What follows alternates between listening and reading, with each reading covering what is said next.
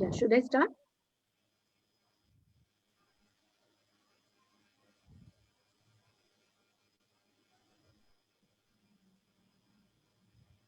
Yes, madam, we can start.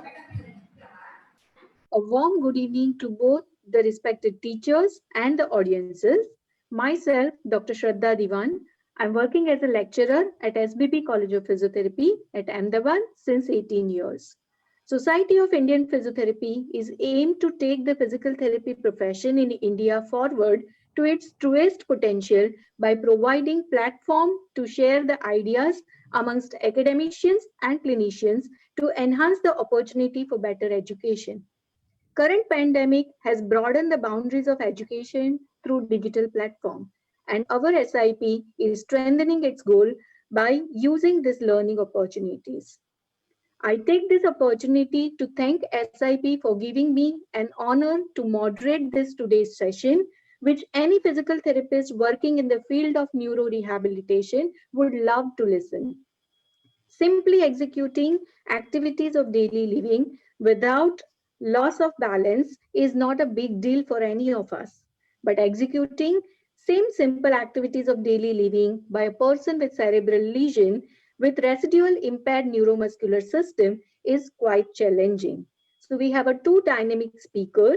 The first speaker is Dr. Karthik Babu, who take us through the ride on postural control and various clinical assessment tools for the persons with cerebral lesion. Dr. Karthik Babu has done his BPT from Ramakrishna College of Physical Therapy, Coimbatore, MPT in Neurosciences, and PhD in Stroke Rehabilitation from Manipal College of Health Professionals, Manipal Academy of Higher Education. Sir has completed his postmaster's experience of 15 years and with 25 research publication, and he has secured a BIRAC PACE research grant as well. The second eminent speaker for today's talk is Dr. Shivakumar Ramachandran sir. He has completed his master's in neurosciences and PhD in stroke rehabilitation with special interest in the postural control and balance. Sir is a renowned FAMER fellow and has 26 years of experience with 23 research publications. Now, without losing the time, may I hand over the session to Karthik Babu sir. Sir, please take over.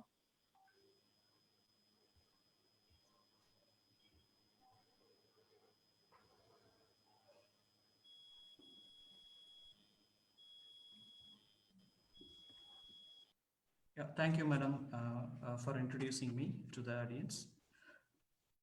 Thank you so much for the team, Society of Indian Physiotherapists, for your invitation. Dear colleagues, friends, and students, very good evening and wish you a very happy new year. Welcome everyone for the SIPS talk today on postural control, balance assessment in people with cerebral lesion, what is seen and interpreted. The session objectives are to understand the clinician's perspective of selecting, interpreting, standardized clinical utility, qualitative and quantitative measures, as well as non-standardized or biomechanical framework for assessing the postural control. The second objective would be to put forth and discuss the merits and limitations of assessment methods and the usefulness in designing a treatment plan. Yeah, postural control is a capacity to orient the body position in a gravitational pace and control the movement, particularly the trunk and lower limb movement. What is a balance capacity?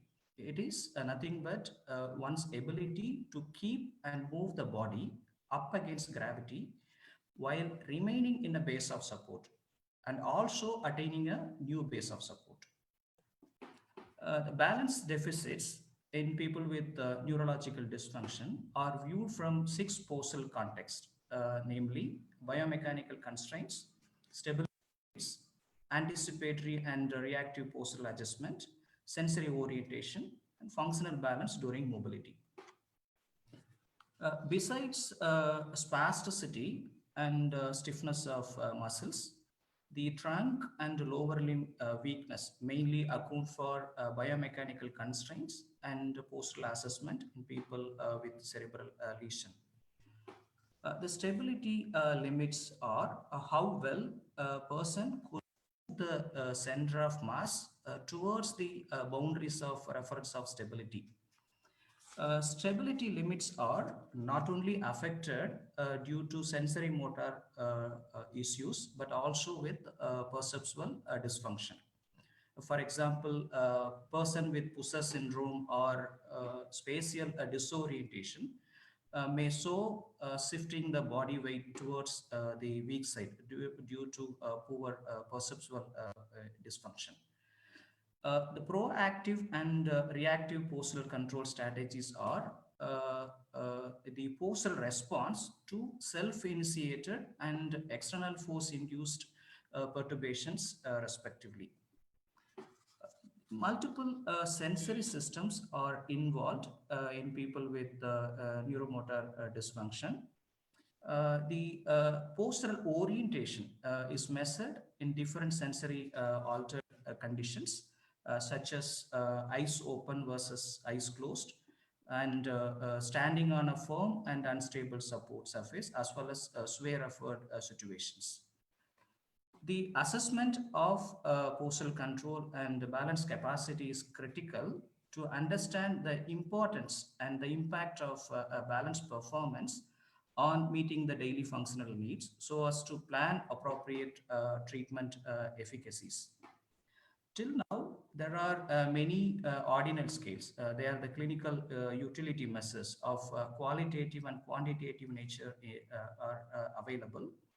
Although these tools have widely been used in testing the treatment efficacy of an intervention, the treatment planning mainly comes based on the clinical judgment. So therefore, the therapist sound clinical judgment and understanding the context-specific biomechanical framework are of importance. In my next few slides, I will limit my talk to few ordinal scales, namely postural assessment scale for stroke, trunk impairment scale, and Brunel balance assessment, particularly in people with stroke. Postural assessment scale for stroke assesses the ability of a person with stroke to maintain or change the desired position. It has 12 items with a maximum possible score of 36. The initial 4 items are similar to trunk controls test. Most of us are familiar to this test. It measures the rolling over ability of a person towards weak side and sound side.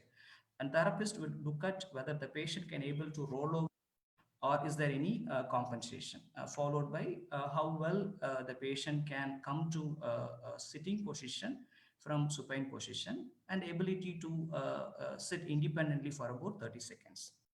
The next 8 items of a postural assessment scale for stroke includes sit to stand, standing with or without support, standing on affected lower limb, and single limb standing of sound leg, object from a floor while in a standing position, sitting down from standing, and lastly, sitting on the edge of the bed to supine position. Most of these items are drawn from other balance measures such as belt balance scale and TDT measures. All right, when to use this scale? This scale is of importance to use in early stage stroke because of no flooring effect. The scale can be used in early stage stroke recovery. This is a good predictor of functional recovery.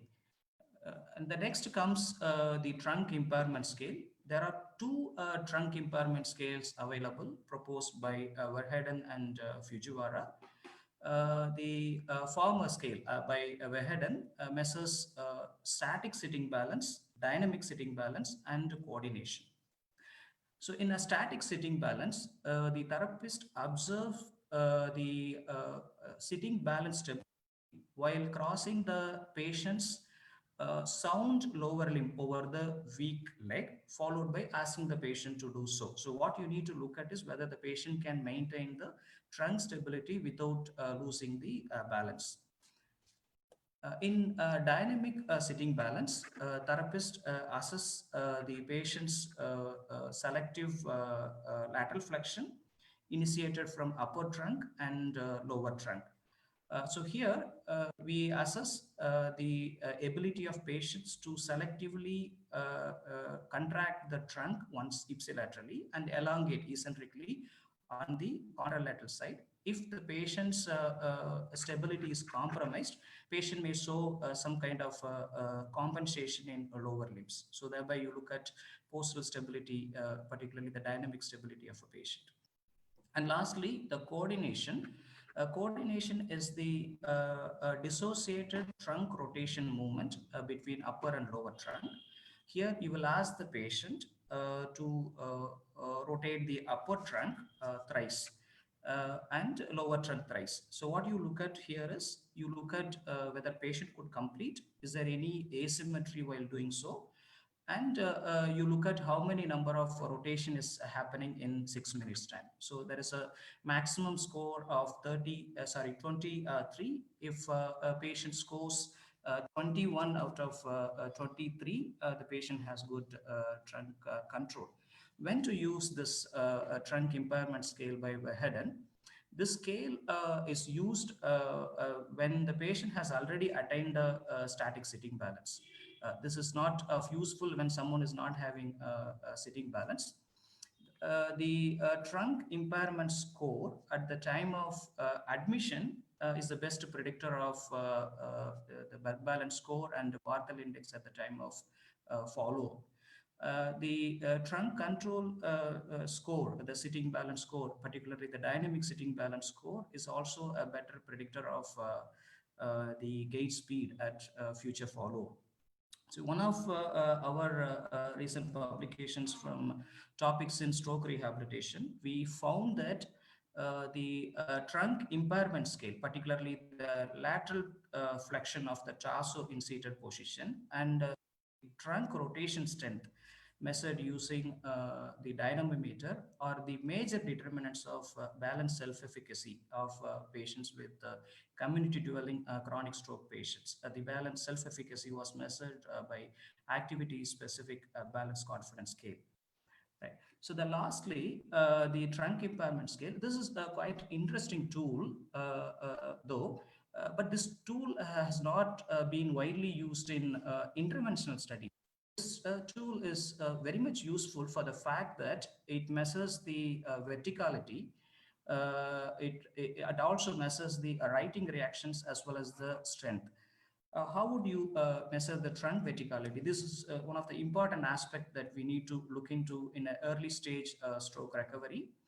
The patient is blindfolded and you tip the patient sideways and ask the patient to bring the body to the vertical position, and you the position sense acuity in degrees and score accordingly. And next comes the trunk rotation strength. The patient is in supine and asked to roll over towards most and the least involved side, and you look for the ability of clearing the scapula from the plinth as well as the visible abdominal contraction. The last one, not last one, the next one is the writing reflex. So here the patient is nudged sideways and look for how strong the balance response is and score accordingly. The last one is the abdominal muscle strength. The patient is seated in a semi-reclined chair or wheelchair, and the patient is asked to sit up against the manual resistance by the therapist against the sternum. Right. So this scale can be used in subacute stroke recovery. This scale also has a very good predictor of functional outcome. I will just talk only one clinical utility measures before moving into the movement analysis section. The Brunel balance assessment, this is quite interesting for the fact that it measures the prognosis of balance recovery It's a hierarchical series of functional performance measure assessing the three domains, the sitting balance, standing balance, and stepping. Most of these tests are done in a clinical setting as a timed test, whereas the Sarah Tyson had no incorporated the 11 clinical test and formulated a Brunel balance assessment. In static sitting balance, timed sitting test, arm raise test, and dynamic sitting balance are included. As and when the patient can raise the arm for about 3 times in 15 seconds, he is progressed to dynamic sitting balance. That is the functional reach test of 7 centimeter. So this is a hierarchical series of performance tests. The patient would cross the level as he clear the previous level. The standing balance is measured as to the sitting balance. So I'm not not repeating again. In stepping balance, there are 6 levels are there. In stepping balance, you measure the timed step stand. So here patient, you can use a cane, and the patient takes a step with the sound leg and maintain the double stance for about 30 seconds. If he is doing so, he is progress to next level. The supported single stance is nothing but walking 5 in 1 minute. The patient can use a cane. And the next comes the dynamic double stance. It's a weight shift test. Patients should be able to shift the body weight between the feet by translating the body weight forwards and backwards. What you can do, you can keep 2 walkers, and the patient has to just move the body forward and backward, touching the walker at buttocks and abdomen. The last 2 levels are the tap test and the step up test in a Brunel balance. In tap up test, the patient weight bears on a weak leg and step up the sound leg onto a small block kept in front. If he could do 2 steps, 2 taps in 15 seconds, he passes the level 11. And the last level, that is the 12 level, is the step up test. So here the patient has to step up on a small block and step down using the weak leg, and patients would at least able to do once in 15 seconds. So this particular test is of an importance in an early stage recovery, particularly in an acute and subacute stage recovery. Right. So I'm not going to deal much about technology-based balance tools.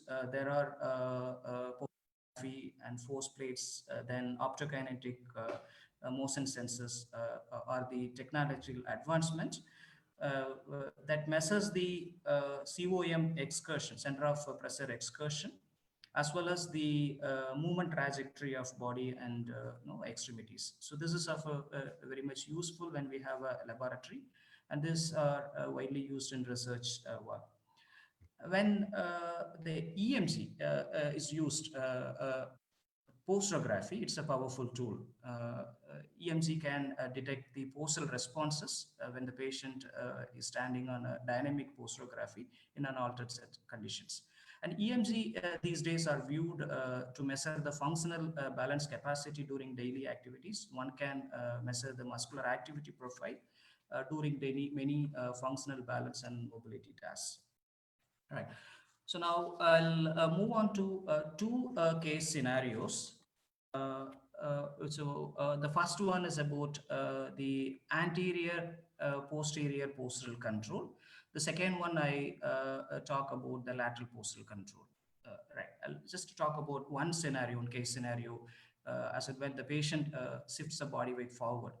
Right. So here in this image, the healthy person, when the healthy person performs a forward reach test, he translates the body weight onto feet by trunk inclination at hip.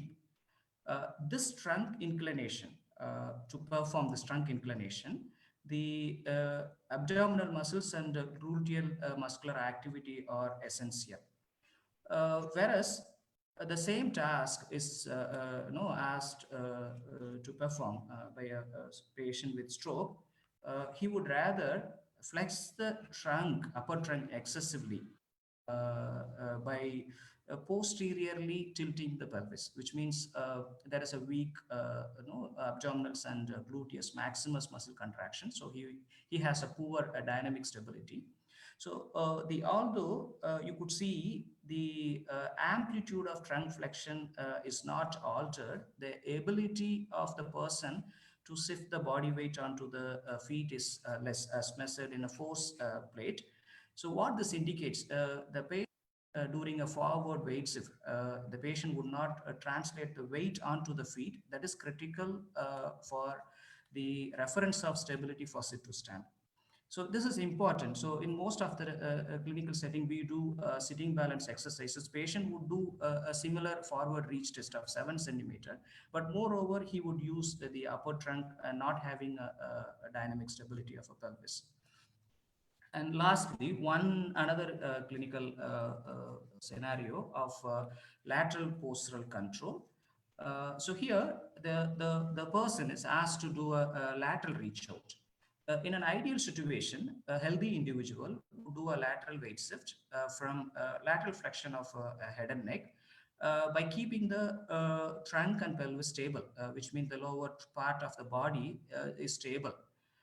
On the other hand, the stroke patient would do so with a compensation, that is the excessive pelvic movement followed by trunk and head movements, which means in patient with stroke, the lower body is not dynamically stable. So here we can look into the biomechanical aspect.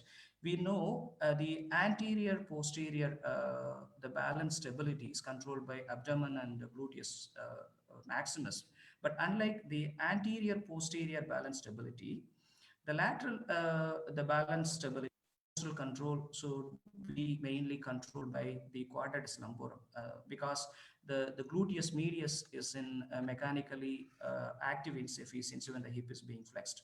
So this is quite challenging for patients with stroke.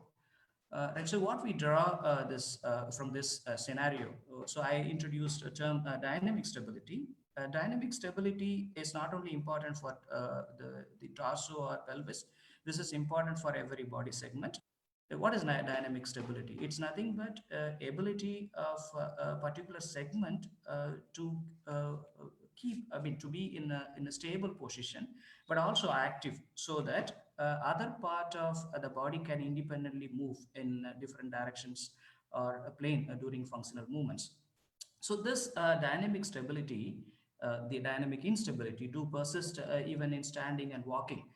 So just view this image where the poor core and gluteus weakness. What happens as a result of poor core and the hip muscular control? The pelvis tips forward. It's tilted excessively forward. So as a result, the hip flexors will go for tightness. It goes for a shortening.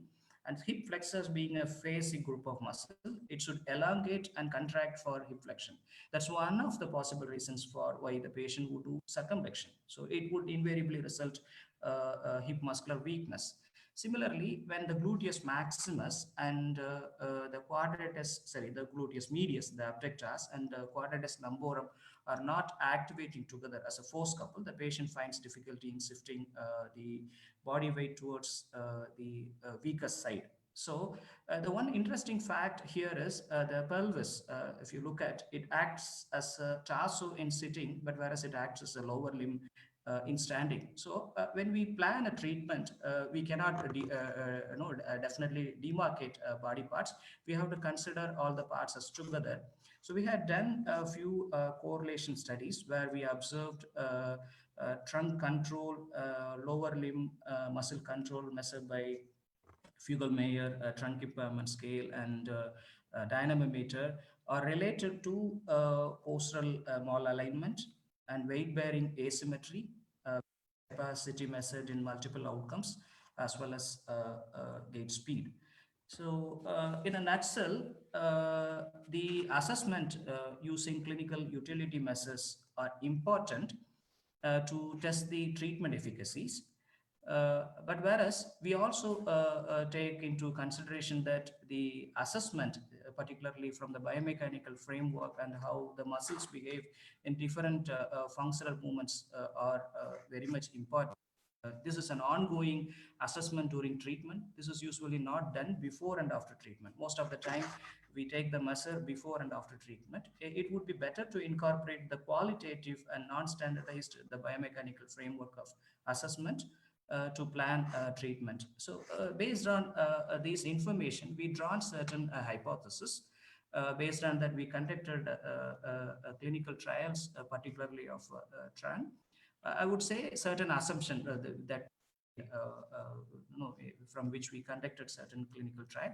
One of the assumptions was the co-activation and selective movement control of torso, and other one was proximal stability influence the distal mobility, and utilizing various movement mechanics during functional tasks. So we conducted a few number of clinical trials using stable and unstable support medium. The studies using stable and unstable support medium, particularly the trunk-specific balance exercises, showed benefits in multiple outcomes, start from body structure and function to activity limitation and participation restriction. Another assumption was when you treat the trunk in supine and seated position, it can yield the standing balance. So we all know that sitting balance is prerequisite for standing balance and functional recovery. So this is one of the examples to view the certain aspects of trunk control to improve the possible balance and mobility outcomes. So there are other assumptions to work on strength and work on lower limb control and so on. Thank you so much.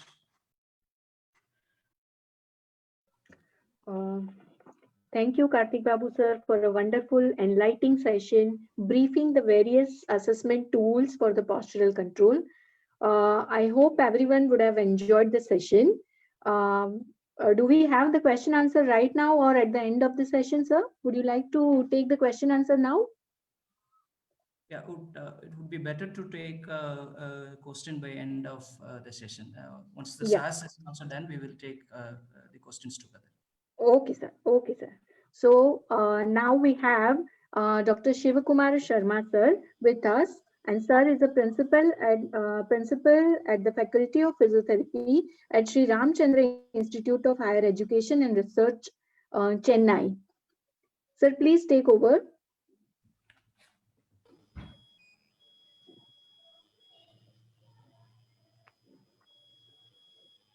Shivakumar, sir, please take over the session. Yes, madam. Yes, madam.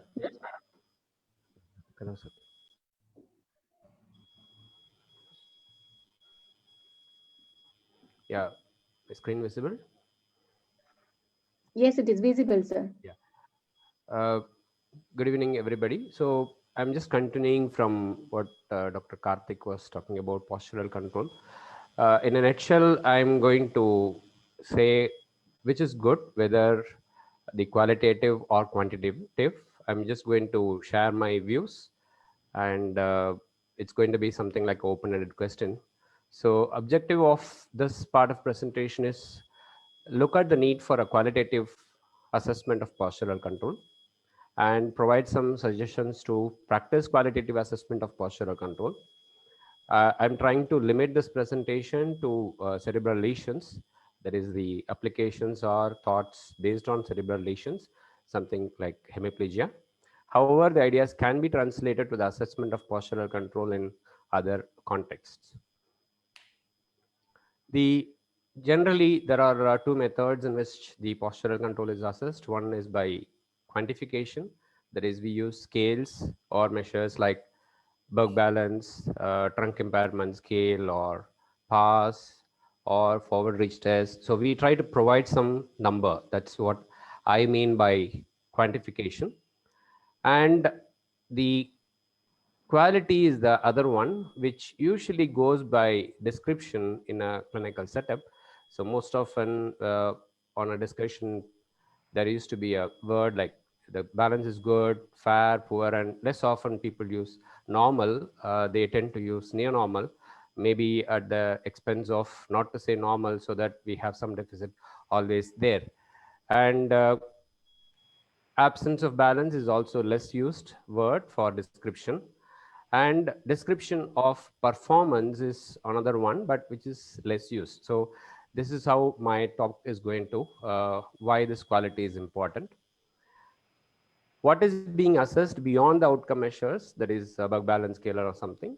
Generally, a moment of COG is assessed, that is how much the center of gravity is moved, which is categorized as postural sway. And people assess movement of body segments, usually by means of movement analysis and posturography, things like that. And the other thing which is analyzed is speed and muscle work of movements. That's also one analysis being done. And weight shifts are the other one, like force platforms. But the question is whether how much these things are being translated into therapy. And most of the time they are into a particular research where they give treatment and find out whether that really changes. So it limits to that. And can we take up all these things into a normal bedside clinical setting? It's little questionable as far as Indian context is concerned, but these are all the common things which are found in research. But again, they try to give us some numbers and rather than more of a description. And what else is commonly assessed in a bedside? We go with two major headings, like we assess static, whether somebody is able to maintain the posture, whatever the posture we give, and the dynamic, whether we are able to move in and out of posture or do an activity in that posture. And again, the description usually goes as feed forward, that is anticipatory, and feedback, which is the reactive. So we categorize static feed forward and feedback, and static feedback, feedback and dynamic feedback. So this is how the whole thing is being assessed. Ultimately, after assessment, what we put forward is important, like, because these things doesn't come under most of the scales. Most of the scales assess feed forward rather than a feedback mode of balance, because we tell the patients what to do beforehand. So they tend to give us a response which is more of an anticipatory in nature rather than reactive in nature, even though few testings are there for reactive, but how much they really do assess the reactive is little questionable. So what is the limitations of contemporary assessment? The interpretations like good, fair, poor doesn't help us to actually frame treatment. So we don't have a specific treatment to say this person has a fair postural control. We don't have a treatment for it. Or if I have a specific score of Berg balance scale, I don't have a treatment for it. So that's one of the limitation. Yes, they help us to group a patient, or they help us to predict what can happen to his functional abilities over a period of time. But telling a score for Berg balance scale may not be helpful for us to plan a treatment as such. And few scales actually reflect the independence in postural control, like PAS. They score is the patient is able to maintain a posture independently, but it does not reveal the strategies used for those independence. So because we as a clinicians, we work on the strategies to improve somebody's function, strategies to improve somebody's balance, and unless otherwise your scales are not going to reflect them, I think they are merely scales. If I say the patient is able to turn in the bed independently, let me give them score 3. That independence is that he does not take a manual help. Maybe he is using some compensatory maneuver to turn, maybe holding on to railing and turn, but the scale does not reflect it. But my aim is not going to allow the patient to be doing that. I want him not to use the railing, because the railing may not be available at every aspect of his functional independence. So this is also one of the limitations. I'm not telling the scales are wrong. That's how the scales are constructed. So when we are using those scales, we should know that that's one of the limitations of the scale. So the the qualitative elements we use, or Berg balance scale, or the scales, similar scales we use, they give us a number, but they don't make us to go for framing a treatment based on that. So that's what I would like to put forth here for thinking further. So what may be evaluated or what may be assessed or evaluated, I'm putting here the term because evaluation integrates our clinical expertise rather than just putting assessment. I want to make word stronger, evaluation. So probable thing could be we can, apart from using a scale, we can even think of movement synergies or what is done as far as components of postural control. Just to say what could be there, I'm sorry. So the one thing could be, say, if it's going to be sitting, I'm just giving a example. If it's going to be sitting foot unsupported, because the things will be different if somebody is supporting. If I'm making somebody to, or my stroke patient who is a hemiplegic, and I'm asking him to weight shift forward on a stable base of support with the foot on the not supported high sitting, I might look in for whether there is a good amount of head extension or whether he is able to maintain the head, there is head writing, and there is a, the trunk is kept in lumbar spine at extension, and he moves around the hip, which is the crucial thing. As Dr. Karthik was also telling, somebody moves in the front, usually flexes around the lumbar spine. So that may not help the person to weight shift forward properly for sitting to standing as well. And generally, if somebody goes more forward, usually when the shoulder comes over to the knees, the knee should go in for flexion as a compensation. So that's the ideal components for a postural control. And the limit of stability is one thing where till what somebody can move, because this is what we are supposed to be looking in a person to say somebody is normal. Because of that particular reason, sometimes we don't tell somebody is normal, we put them as good or near normal. So we have to, as a clinician, we should have an ability to say, fine, you are normal, you are normal to your age, you are normal to your performance, fine, you don't require treatment. So that judgment is the crucial judgment a clinician has to make. Otherwise, we are not going to relieve him of the rehabilitation. So a limit of stability is the one. If somebody can reach the limit of stability, probably we can say that he has reached the limit of stability. And if it's going to be backward weight shift, I hardly feel that we don't check backward weight shift. Most of the time we think of reaching forward. Yes, backward weight shift is also important, because if somebody is pushing us in the back, or we have to move backward or pull backward, we should have a weight shift ability backward. So that assessment is also important. And so in those conditions, we have to look in for head writing, there is flexion, trunk flexion, and knee should go for an extension for compensation. That's why I said foot should be unsupported. Definitely if the foot is on the ground, things are going to be a little different. And lateral weight shifts, if it's going to be towards the right side, there is going to be a contralateral head writing, and truncal inclination on to the contralateral side. That's what Dr. Karthik was also showing in pictures.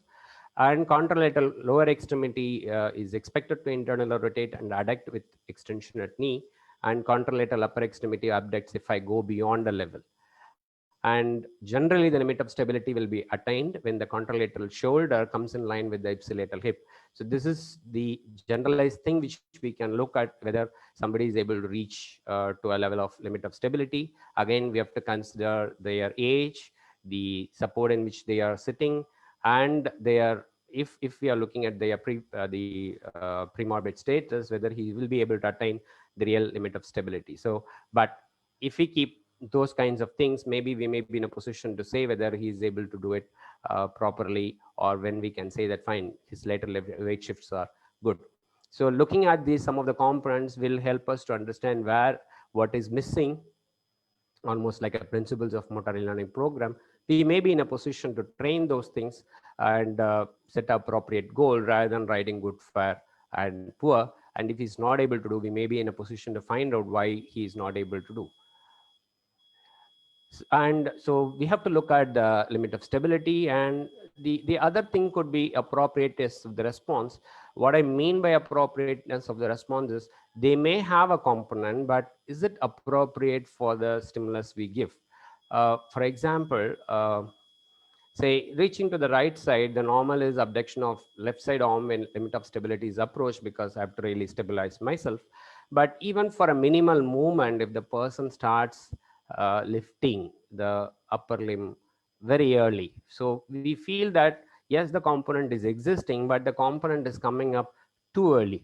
Probably he is not able to use the other parts of the body, or there is some stability issue, that's why he is lifting it up. So rather than me telling all the components are existing, is this component existing is really appropriate to the stimulus we give. I can give one more example. We look at stepping reaction as one of the crucial balance reactions to prevent somebody from falling. So in those cases, if I'm pushing somebody with a single finger, and if the person steps even with a smaller nudge, yes, I'm happy that he's able to balance, but is that amount of reaction is appropriate? Even for a smaller nudge, somebody is taking a step is not appropriate. Again, please consider the age, please consider the amount of weakness and things like that before you say that it is an inappropriate response. But again, it's not a presence of response alone makes a lot of sense to us. We should be looking at whether uh, giving stimulus is and the response are really appropriate. Again, that's how based on our experience and our clinical judgment what we are going to make. So let's look at the component as well as let us look at whether they are appropriate to the stimulus. uh, Obviously we are supposed to be looking at the sensory system, whether vision, vestibular, exteroception. Again, I feel most of the scales are made in with a precedence or prejudice that the patients will have a good vision, good cognitive ability, and skeletal system is going to be good, and that is a standardized environment. So, but ideally, most of our stroke patients may not be that way. They will have some or the other issue. So we have to consider the output of the scales, considering these impairments also. Otherwise, we may not be really making a clear judgment out of it, because those scales are used for those people who does not have any of these deficits, which can influence the outcome of the posture. So interaction of sensory information we have to look in for. Again, as we all know that vision is very, very important for reactive uh, strategies, because if something is approaching me or doing something, naturally I should be responding based on my visual stimulus rather than proprioception or the your exteroceptive stimulus. So it's vestibular for that matter. So vision is very crucial for my reactive responses. So we should be looking at the vision also for that matter. And vestibular and exteroception, I'm not getting into that because that's beyond the scope of this particular presentation, but I think we should be doing that also. And influence of cognitive system, of course, the perceptual deficits are there, where there may be a problem with their midline orientations. So they may not be verticality will be affected. So those things can also affect our outcomes. So we should be looking at that aspect also. And influence of skeletal system is very, very important. Uh, because if it's going to be sitting or standing, definitely the joints are the one which is going to be moved, even though the muscles move them. If there is an issue, definitely the postural reactions are not going to be good. And skeletal system does involve the muscles capacity. So let us keep the muscles also into consideration, whether the bulk of the muscle is good enough to produce a force, and whether the muscle is capable of producing the rate of force production. There is whether it's able to produce the generated force in the shortest span of time. So that also can be assessed appropriate based on the patient's condition, because the balance is all about how best we do it, how quickly we do it, how appropriately we do it. So even if any one of them goes out of the way, we may not be balancing, we may not be protecting ourselves. So skeletal system should include joints as well as the muscles capacity to do. So let us look at the patient, like what Dr. Karthik was telling about biomechanical framework. We should consider the muscles also into as a part of skeletal system, and look at their ability to produce the force, and rate of force production is something very important. And of course, influence of environment, again, we will be looking at the stable and unstable surface, lighting, all those things also, but I'm not getting into those as far as this presentation is concerned. So to summarize in this thing, I feel we should be looking beyond the scales, and wherever there is a requirement, look at strategies, look at the appropriateness of response. That will give us some idea about for treatment planning. But what is usually missed, even though we do talk about all these things, some of us may be even practicing this, but what I personally feel what could have been missed in most of the occasions is protective responses are the most of the time which is missed. What I feel by protective responses is the most tested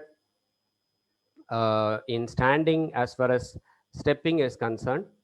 And tether release is the one thing which is done most of the time. What I mean by tether release is we think that protective responses of tether release is the one which is done for whether the patient is able to step. But still, in tether release, the patient will be kept in 10% of weight shift forward. And I feel how much we really look at protective, there is going to be a reactive response, how much we are going to do, we are not sure. And moving board is one thing which is commonly used, and the recent one is choice step reaction time. And protective reactions of upper limb is most of the time not addressed in outcomes. Protective reactions are not done in outcomes, and as well as it's not really trained. That's what I feel, because balance, we constrain ourselves that can I maintain the posture rather than about somebody's safety. So balance is actually we are assessing for somebody's safety. So safety is when I'm not able to balance myself, I should be able to protect myself. Generally, protection in the lower limb comes by stepping or staggering reactions when it goes into the side. But as far as the upper limb is concerned, it goes by means of say holding on to something, or stopping ourselves from falling onto by pushing their hands onto something. But I feel whether the most of the outcome measures, they don't address this to that extent. And as a clinician, we also less assessing it, and the training is also less most of the occasions. And especially in stroke, I feel that's something crucial, because the the affected upper extremity as well as the paralytic upper extremity has to be trained at one point of time. The other major question which I ponder on is about reactive versus proactive. Most of the outcome measures I feel are proactive in nature, because we tell the patients what we are going to do and we ask them to do something. So I question whether they are really going to assess reactiveness. So can we, again, the one more question is, in a real clinical situation, can we measure reactive response? So that's one question which I really all of us to think. And do outcome measures reflect reactive postural control is one thing. As I said already, the tether release is one thing which is commonly used for stepping, and I'm not sure whether that really does it. And we did one short study where we tried to compare the choice stepping reaction time, where usually the patient is supposed to be taking 20 steps, out of it 12 will be taken for timing, and it's a prescribed method. And we will be calculating the number of seconds in which they do. And we took a moving board and we released the moving board to create a forward stepping, which we think will be similar to a reactive stepping strategy, or not very accurate. So when we did both of them, when we compared the timing of CSRT and moving board, they were not really correlating. So that means the patient's voluntary stepping is not really reflecting their ability to do stepping on a moving board, which is the unstable surface. So I feel we are not really checking the reactive postural control. We have limited ability to check a reactive postural control, because patients, once we know that patients are getting tested, they will be aware of the surrounding, their responses are really different. So this is a limitation. I'm not telling, we are not proposing something here. We are telling this is a limitation we should keep in mind. so that we might educate the patient, fine, you are doing this test properly, but still you are not, you have to be a little careful when you are entering into the real life world. So that's what I wanted to say by this particular slide.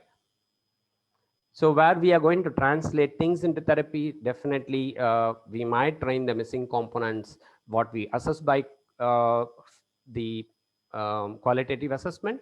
We might train forward and feedback mode. And definitely we do a lot of feed forward mode assessment, and feedback may be a little difficult, but we can try to give them feedback mode. Even protective responses can be trained. What I usually do is I try to throw a ball or pillow to the patient, asking them to push, making them to feel that that's the protective arm extensions which can be trained. I'm not sure whether that can be really translating into the world, but at least I see that they are able to do that. And training compensatory sensory components which are missing is one thing, wherever there is a possibility. And compensations for postural deficits, if we have identified one, and compensating for skeletal deficits. And again, in case of skeletal deficits, I would like to mention that the rate of force production also should be given importance rather than just strengthening the muscle, because strength is different from using that strength appropriately for our postural control. And definitely if nothing goes well, probably we might think of changing the safety and challenges, but that's again beyond the scope of this presentation.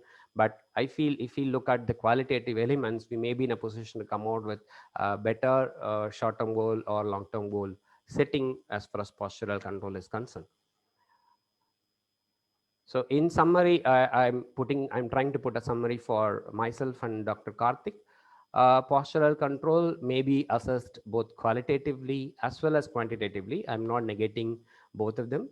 Quality is necessary for therapy planning rather than just quantitative alone may not be helpful for us to plan a therapy. And multifactorial assessment is really needed for a therapy planning rather than just focusing on to something. And definitely quantitative helps us to categorize the patient, saying that where they really, and we can even predict their functional abilities by means of most of the scales. And we may communicate the postural ability in a very simple term when we use a quantitative element. So this is how we look at the qualitative and quantitative element. One is actually supporting the other, both are required. So this is our viewpoint. So I thank SIP and my co-presenter, Dr. Karthik, for making this presentation a livelier one. Thank you. Thank you so much, sir, for your insight. Thank you so much, sir, for a wonderful session. Just to add on to this, your summary, both of you have spoken very well and give us the enlight on the different quantitative as well as the qualitative assessment tools. And it is really very important that we treat the function, we get the change in the function and not only the score, right? So with that, I would like to take the question and answer. Do we have the question and answer, sir? Yes, madam. If there are, yeah. Yeah.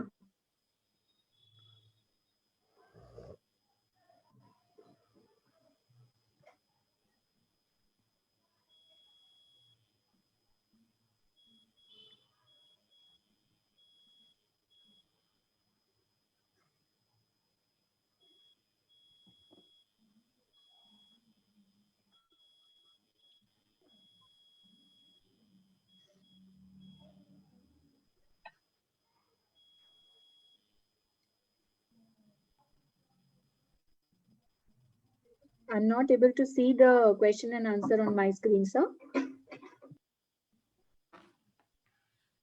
Okay.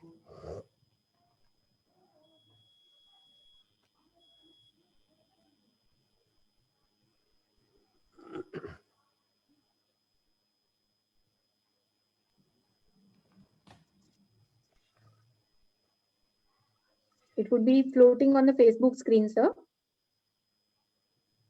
Yeah. I think I am able to see some of the things on Facebook page. I don't know whether that amounts to us. I couldn't Sir, see. how to make patient proper spatial orientation? This is from Physio Keshav. Karthik, you would like to address it?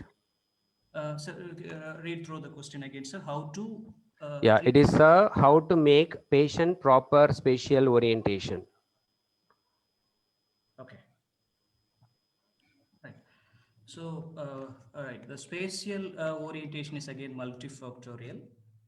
It depends on the what condition we treat. Sometimes it can be nearly issue with postural verticality. Sometimes it could be there is a mismatch of vestibular and visual system. So we have to treat appropriately. Most of the time, we believe motor dysfunction is the cause. Despite having normal sensory motor functioning, people have kind of motor planning and execution issues. They do find difficulty. So we need to do a detailed assessment about perception and treat accordingly. So, for example, of Pusser syndrome, there is a scale tool, Carter-Weiss ratings for Pusser syndrome. Tool itself give us certain directions about how to treat. In those cases, the visual feedback strategies would be very much beneficial. So it goes by what kind of perceptual dysfunction the patient is suffering from. Okay. I think we hope we answered that question for Physiocasm. And one from Sapna. Ms. Sapna is asked, sir, how we can assess postural control in children with cerebral palsy? Right. I think, see, we with children with cerebral palsy, again, it depends on what age of the child, and um, as far as the postural control in a way it is concerned, it's the same thing whether they are going to balance, they are going to maintain the base of support, center of gravity, everything. But it's going to be a growing child, definitely it depends on, they develop their postural control at different age, so age specific assessments are there. I feel that's beyond the scope of this presentation, because that's why we wanted to keep it as for cerebral, because that's a bigger picture altogether. Karthik, you would like to comment anything on this? Is there any similarity between adult and pediatric assessment? Rightly said, sir. A few statements. Postal control is viewed in different directions in children with cerebral palsy. Very young babies, infants, there are many assessment tools that the practice kind of movement assessment tools are there. It's mainly viewed from general movements perspective. Around 1 year age, the postal control is viewed from developmental sequence. So, the time in young babies, the postal control is assessed through movement analysis, understanding the developmental sequences. In children with CP who has a better cognitive functioning, there are standardized assessment tools there to measure the posture. So, for example, even there are two standardized trunk measures are there that comments about mental stability as well as the movement control. There are other tools like we said about the role of sensory system. So we can always use modified CATSIP for understanding what is the contribution of each system for postural stability. It again goes by clinical judgment and the child's age.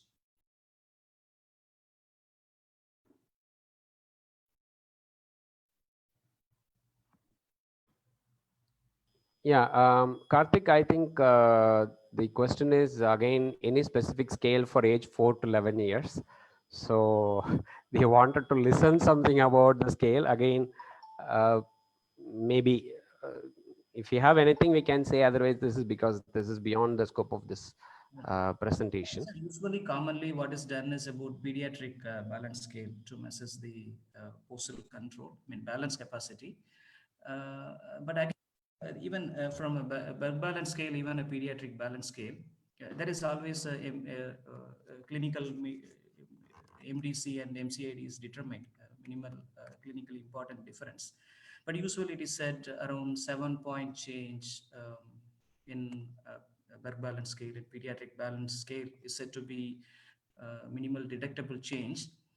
And again, we do say if a child or a patient, adult patient passes a score of 46, they are less prone to fall.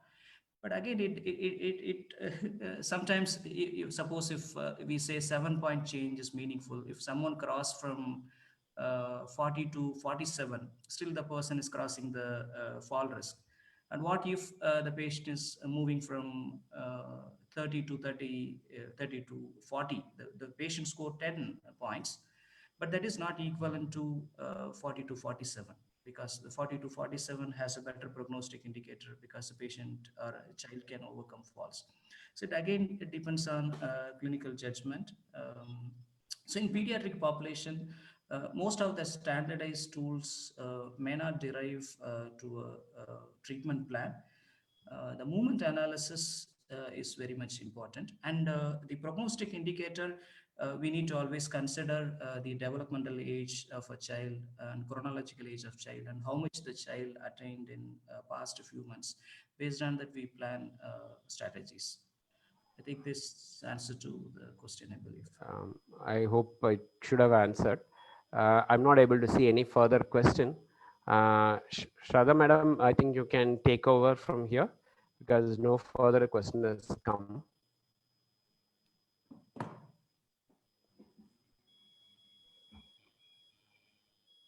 Madam, you have to unmute. Yeah. Thank you so much, sir, for very nice presentation, clarifying all the quantitative as well as the qualitative assessment tools, the need for sensory system to be incorporated for postural control. It is multifactorial, and I hope it would have clarified all the queries of audiences. Thank you so much. Thank you, SIP, for giving opportunity to me, and thank you, sir. Yeah, thank you very much for listening. Thank you so much for Society of Indian Physiotherapists for organizing this webinar. Thank you so much. Yeah, I thank the Indian Physiotherapist and Dr. Karthik and Shraddha madam for conducting this in a wonderful way. Thanks a lot. Thank you, everyone. Yeah, thank you.